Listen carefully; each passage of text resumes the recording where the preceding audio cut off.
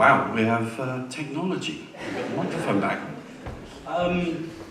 Okay, I'm going to sort of quickly run through a little project we've got coming up at Walmer over the next sort of 18 months. It's very much focused on sort of restoring and opening up more the hidden part of the gardens at Walmer.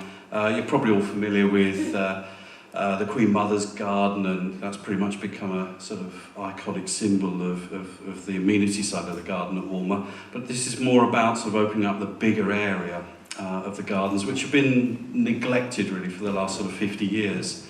As you probably know, the gardens themselves sort of pretty much came into their own sort of about 300 years ago as the castle developed more as a sort of residence for the Lord Wardens. They kind of decamped from Dover Castle. The Constable's Tower had become rather sort of, I think, run down and squalid over there for their accommodation. So Walmer was taken over as the residence for the Lord Wardens, I think with people like the Duke of Dorset. This area here is the kitchen garden, which you're probably familiar with. This is probably around about 300 years old and was always a sort of a function of the actual landscape there to sort of supply the captain who was resident in the castle and the small garrison. So we've got quite a history of horticulture on the site. This is me sort of cheating on a training day with our cherry picker. So normally we use our cherry picker to trim the cloud hedge you can see in the distance there, but occasionally we have a bit of fun with it. You can probably see George quietly skulking away in the corner there somewhere. Do you want to do the next slide? So the garden really came into its own in about 1790 when William Pitt the Younger took over as Lord Warden. Pitt himself really only came into sort of being as Lord Warden purely because he was pretty much bankrupt when he sort of retired or left office as Prime Minister. It was perhaps, shall we say, a job for the boys back then, and the Lord Wardenship at the time came with a stipend, and obviously it provided him with a country home and as being a significant national character, a place to live and be of status. So Pitt himself, he took about sort of restyling the interior of the castle, making it more homely. And not only that, he had a major influence on the garden as such. Pretty much Walmer Castle as a garden is very much from his epoch, his era. Without him, there would be no current sort of landscape as we know it. Do you want to do the next one? This is the oldest plan we have of the garden from William Pitt's time. So this is from the early 19th century. The sort of, the Royal Ordnance would have surveyed the site back then. I mean, the castle still remains Crown property even to this day. Pitt himself, his father, William Pitt the Elder, rather aptly named, he had his own estate down in Somerset, landscaped by Capability Brown. And it's no doubt that Pitt was influenced by this, and also Pitt's uncle was Lord Temple, who built the great gardens of Stowe, the Stowe landscape in North Buckinghamshire. So Pitt had some sort of influence and some background and some knowledge, and the garden really very much back then was styled as the Walmer Pleasure Gardens, and pretty much was very much open paddock, sort of a gentleman's kind of small sort of utopia really. And the top part of the garden really is where we're focused at with our project this coming sort of year, is the Glen, and it's a rather sort of hidden, tucked away kind of area of garden. It really pretty much was a former chalk quarry where they would have mined the chalk and rubble and backfill for actually constructing the two castles, Walmer and Deal. So it was a very useful source of sort of building materials, and it was left behind, and Pitt himself sort of, and Lady Hester Stanhope set about landscaping it and making it more of a sort of garden feature. This area of the garden's pretty much lain sort of neglected for about the last sort of 100 years. Most of the trees at Walmer as well, they were pretty much beg-stealed and borrowed. Pitt didn't have an enormous amount of money to his name, so Waldershire Park over at Whitfield actually was the source material for a lot of the trees. I think Lord North was quite hard up at the time, so he was happily giving away, things from his estate. The garden itself, as you can see, is sort of evolved. We've got several sort of maps throughout the ages and how it kind of changed from Pitt's time up to the modern day. This is from sort of the mid-19th century, and you can see sort of how the garden gradually is encroaching and enclosing in. The key to the one person who sort of preserved this landscape and preserved the green space in Deal really was actually Lord Liverpool, who followed Pitt as Lord Warden in about 1810. He acquired from the Leith estates, and the Leiths were the main builders of the area, responsible for the barracks in Deal, for the Royal Marines and all sorts of things you've seen described at the Western Heights. They pretty much owned the castle meadows where we have the sheep grazing in this day and age. And Lord Liverpool was able to acquire those and made a bequest to the nation. So hence, we still have this lovely green space to this day and age in Walmer. But you can see gradually over the years, Walmer's a sort of a strange garden. It's had an agglomeration of different sort of landscape styles and influences from every Lord Warden's come along and done their bits. At one point, the croquet lawn was actually more of a trapezoidal sort of shape in the middle there. Next one. And then, as you get towards the end of the 19th century, pretty much that whole of that original pasture land at the top of the garden is completely grown in and is sort of described as a shrubbery. So this would be from sort of about 1890. So pretty much from then onwards, the top of the garden's been pretty much forgotten about and sort of neglected, and has just kind of existed, sort of various head gardeners, my predecessors, kind of went up there with trepidation and just tried to keep it under control. And this is an aerial photograph from last year, actually. So again, we've sort of started to open it up and start the chain of sort of process of renovating the garden. The problem we have is actually the majority of our visitors sort of enjoy the kitchen garden, the Queen Mother's garden and the area around the castle itself, but we've got 28 acres and they enjoy about 8 of them at the moment, and it's how we kind of get people to enjoy the rest of the landscape and get value from it as well. We've also got a changing demographic visiting our properties now, so we're much more interested in attracting families, younger children, and to give them the history message. But going back in sort of time, we still turn up all sorts of artifacts. So on the actual landscape out in the castle meadows, we know there was evidence of Neolithic settlement there. And this actually only turned up the other day. This is actually a Neolithic spearhead made out of flint that one of the volunteers found as they were doing some work a few weeks ago. So there is still evidence of kind of, times by. One of the key sort of characters actually of Walmer in the 20th century was actually Lord Beauchamp, who was kind of rather a flamboyant sort of Lord Warden, as you probably know, and also his family with the Lygons were very much the inspiration for Brideshead Revisited. So he was one of the key people that actually breathed life into the gardens in the 1920s. And one of the features that he created back then was actually what was a keyhole feature in the woodlands up above the croquet lawn there. That's one of the features we'd like to return. I did some research actually, I wondered why that had been planted in the sort of 1950s. And it turns out actually Walmer Brewery wasn't too far beyond that viewpoint, so no doubt someone wasn't so keen on seeing the chimney puffing away in the background. So as we're starting to sort of renovate the woodlands, we've very much started work already to gradually open that up, that vista that's been lost for about sort of 70, 80 years now. And this is pretty much more the broad walk in modern times. In a lot of ways, the gardens now have had stability that they haven't had for a good 50 years or so. During the 1950s and 60s, the garden was actually run as an offshoot of the Royal Parks Department in London, so it perhaps didn't always get the attention it deserved. And now we've got some stability in the actual sort of main part of the grounds. We can start investing more time in the sort of wider landscape.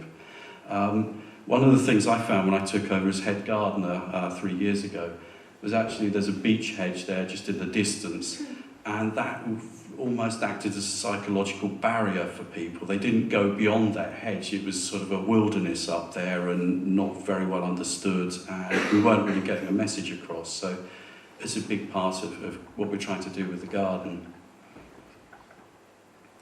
At the top of the garden, we start sort of getting into sort of what would have been Pitt's original meadowland. And this is actually a wildflower meadow that was resown by the Royal Horticultural Society about 25 years ago as a present for the Queen Mother. She got a garden, she got a sundial, and she also got a wildflower meadow, so it's obviously quite popular. At the moment, the primroses and the cowslips are just coming through this spring. They're about 3 weeks late this year, but it's a beautiful example of the wildflowers that we would have on our chalk downland hereabouts, which are very, very scarce these days. So throughout the summer, there's a great resource for orchids, butterflies, moths, and it's something we want to get across as a sort of, to tell people, you know, come and have a look, this is what you would have had in the locality before the arable farming took over. The woods as such as they are now are in quite a dubious state. The hurricane in 1987 actually took out 63 mature trees on the site and damaged about another 100 mature trees, so it left the woodland in quite a poor state of repair. And it's now kind of my job over the next sort of year or two to actually start to instigate a programme of works where we sort of let some more light into the sort of understory, get the bluebells going again, and get the next succession of trees coming along. The garden originally, when Pitt took it over at the top there, would have been sort of very bleak and windy, open sort of heathland pretty much. And the shelter belt really dates back to his time 200 years ago. So some of the yew trees up there are quite venerable, and it's going to be very difficult to actually breathe new life into them. This area here, this is looking down into the glen at the top of the garden. Hester Stanhope actually sort of landscaped it, or had it landscaped, to sort of regenerate and green it up. It would have been quite a stark sort of chalk pit 200 years ago. It's pretty much been let go over the years. I think there were some rudimentary steps that remained down into it until the mid-1980s, but they kind of decayed away. So we're going to sort of reopen this area and let people down there, and sort of recreate some access. And this is actually down in the bottom there. Most of the pathways that were actually put in or utilised were the original pathways that the quarrymen would have utilised, and you can actually still follow the track of where they took cart horses out through down into sort of Kingsdown Road behind there. We're going to keep it a very natural landscape. It's got a lot of wildlife value in there, a lot of bat roost potential in some of the trees, so we're going to do it very sensitively and leave it very natural, and just put some very small paths in so people can access the main part of it, and we can tell the story. And this is some work we've been doing in the last 2 or 3 weeks to actually start to sort of open up and let some light into that sort of woodland area, because, as I say, it had become very choked. The bluebells that we tried to introduce weren't flourishing. There was sort of very poor bird life in the actual sort of understory, so we're going to slowly build it up, thin out some of the trees a little bit, and sort of hopefully someone in 100 years' time can appreciate the work we're doing now. The key thing is, though, is we're trying to sort of not only tell the significance of Pitt's original landscape and what he tried to do in his pleasure garden, it's actually trying to make it relevant to sort of people now, and particularly children. So we took part in in a little sort of project as part of Museums Day. So we do a sort of kids open day and the kids take over. So we had a whole load of them from 2 different primary schools in the local area come in. We sat them down, and this is actually called a scriberius, which I'd never heard of the term before, but we had her there with a big sort of sheet of paper, and just the kids threw ideas at her and she kind of drew them out cartoon style, so we could sort of take on board what the kids wanted rather than the adults telling them what they're going to get. And it was rather fun, actually. I mean, there are some quite outlandish kind of ideas in there, and sort of horse-drawn carriages and, you know, sort of all sort of mazes and things like that, which I won't entertain, so... but we got a lot out of it as an action day. And the idea is we're going to put a trail through the woodland with very interactive play elements.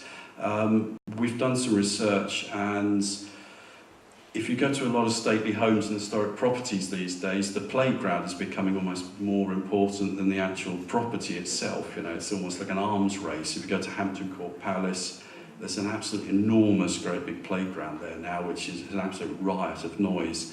What we want to do is be very sympathetic with the landscape and introduce sort of more active, playful elements which tell the story of the landscape, or actually have the kids involved in creating the play equipment themselves. So whether it's sort of weaving willow structures, I think I've just, that's the top left-hand corner, George's a sky seed, so you can sort of spend your lunch hours contemplating life now. I'm one of those in future.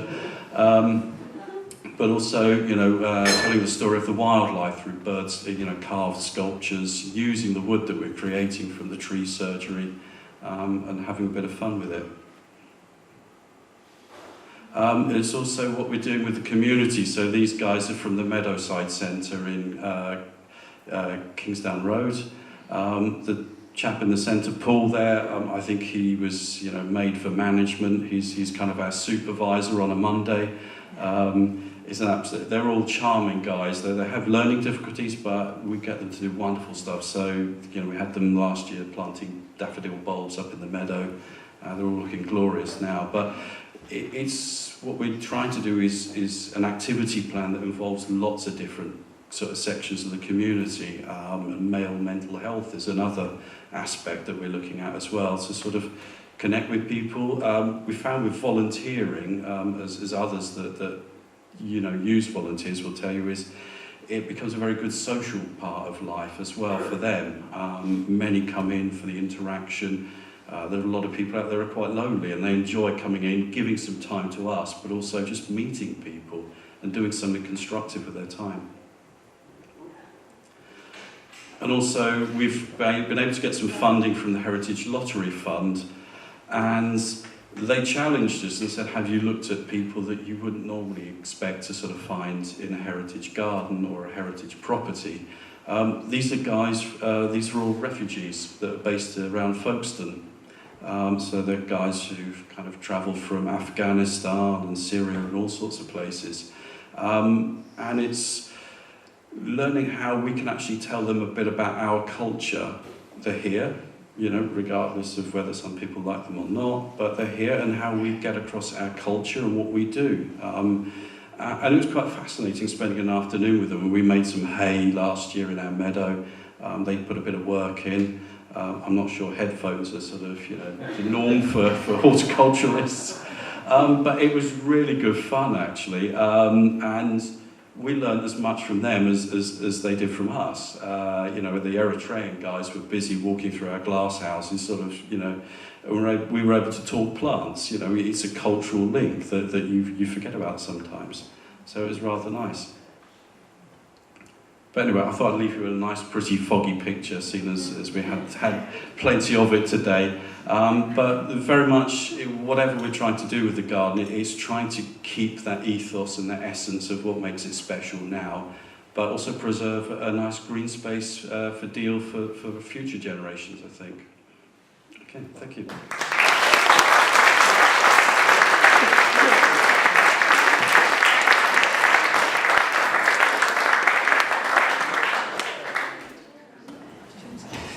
Right, So anyone that hasn't already realised this, I work for English Heritage at Walmer Castle and Gardens. It's an absolutely lovely site. It's a real privilege to work there.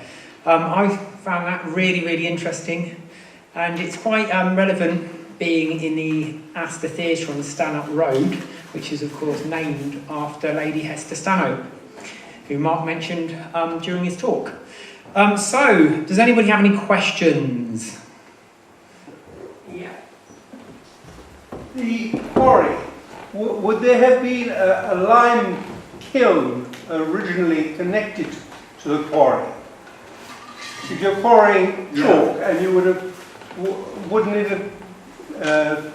That's what we presumed actually. What's quite interesting is there would have been chalk workings there for some considerable time. When we did, as part of the project, we did neighbourhood consultations and spoke to the neighbours. And what came up was a long forgotten about archaeological study from historic England going way back.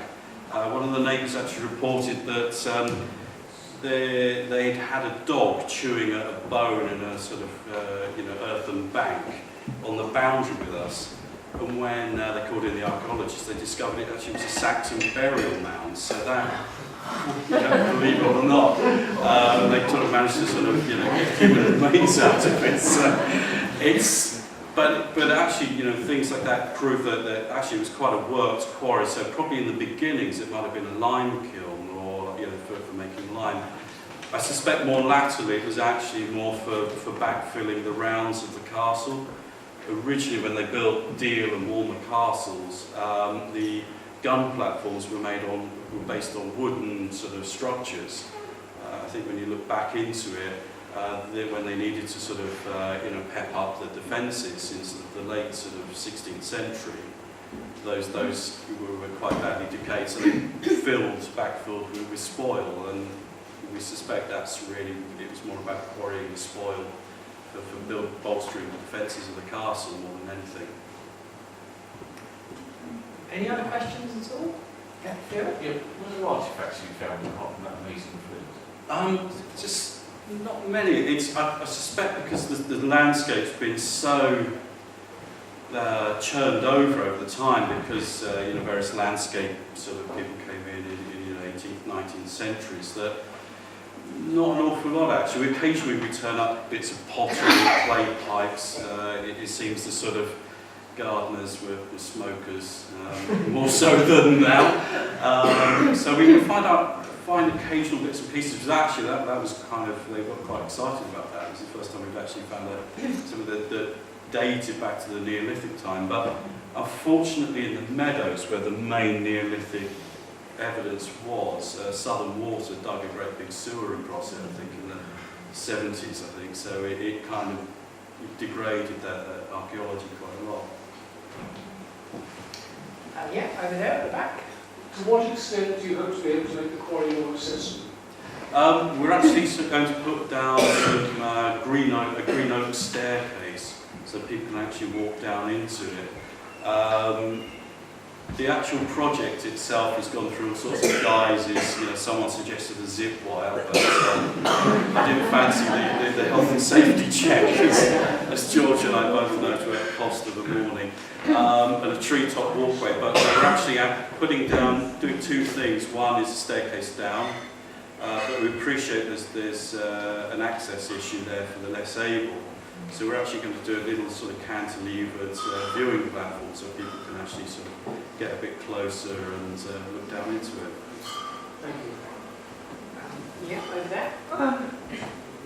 Given the unique atmosphere and the whole place is just so wonderful, how important is it to you to be sensitive to that unique atmosphere when you talk about children and noise? Surely the place is what it is, and the wonder is that they can experience that rather than turning it into a sort of entertainment. Yeah, that was something that was very, very important to us, that we looked at, that again, where we started looking at sort of activities and educational consultants, it was, do we go down the route of brightly coloured swings and roundabouts and everything else, or do we have things which actually educate them more about what they're seeing, so guided, interactive guided tours to do with the butterflies and understanding the meadow and actually the ecology of the place, rather than giving them sort of, an ice cream and letting them sort of just kick on with it. It's actually how we can sort of relate them and teach them. So we're doing a lot with school groups as well. I think one of the things we came up with was actually, when school children come in, we're putting a new education centre to go with it, that they get given a little explorer pack that they go out with a little rucksack and a magnifying glass and sort of notebooks, and they can actually explore the garden and understand nature through what's there, rather than something that shouts at them and actually offends the sort of atmosphere as such. Any other questions? Nikki there at the back. I threatened I'd ask a question. Yes, how much of Hester Stanhope's planting have you been able to find out about to actually put in or do to the quarry? I appreciate it's probably a monumental task to It's actually, in terms of Stanhope's influence, I mean, she took up residence there as kind of, with Lord, William Pitt in about 1803. So the quarry itself was pretty much her only bit of input into the garden. Back then, the actual species of plants they would have been able to plant were quite limited in terms of what they were able to acquire. Because obviously Wyvale was not in existence back then, but also what could actually tolerate the chalk soil as well. So most of what we found on the map there, and it was interesting when we did archaeology as well, that the map seemed to us a very stylistic impression of what was in the landscape. When we sent an archaeologist down there, much to our surprise, the paths actually really did exist as it showed. So we will be able to recreate that landscape. And equally, there were certain trees that were pinpointed on that map, particularly yew trees, which are still there. So they kind of matched up with the actual design. But it would have been quite a limited sort of palette of plants that we had to use. So are we thinking sort of ferns and that kind of thing? Yeah, ferns, the sort of thing you would find sort of perhaps along the cliff sides here that can just take chalk really. So beech trees, firs, those kinds of ginister, those sorts of things that can actually sort of tolerate very thin soil. It's about 4 inches thick in the quarry, so it's whatever can survive basically. Yes, Cherry that's trees. what I was thinking. And can I just ask, are you ever likely to get more archaeologists in to do a bit of a dig, or you've probably already answered that in saying that the water company turned it over anyway? Yeah, I think so. I think it's I don't know. As far as the wider landscape, the Castle Meadows, I think they're pretty much, we've now got those under a local sort of wildlife sort of protection. So those would be sort of left alone, I suspect, unless something very pressing comes along. I suspect with Western Heights there are slightly more important sort of things to sort of unearth and discover in terms of strategically. Thank you.